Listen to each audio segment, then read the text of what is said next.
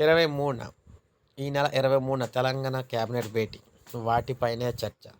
So మనం చూసుకున్నట్లయితే ఈ నెల 23న అంటే ఫిబ్రవరి 23న తెలంగాణ రాష్ట్ర మంత్రివర్గం భేటీ కానుంది.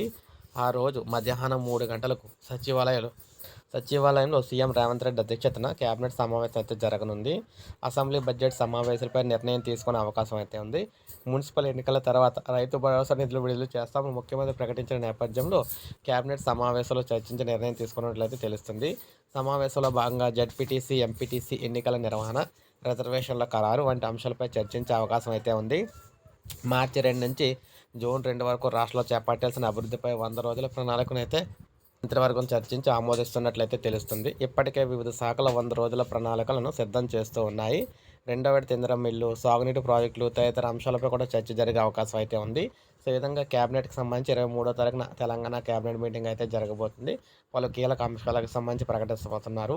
సో దాంతోపాటు రైతు భరోసాకు సంబంధించి నిధులు విడుదలకు సంబంధించి డేట్ అయితే రాబోతుందన్నమాట. సో ఇది మనకి తాజా సమాచారం. ఒక లైక్ చేయండి, సబ్స్క్రైబ్ చేసుకోండి, మన ఛానల్ సబ్స్క్రైబ్ చేసుకోండి.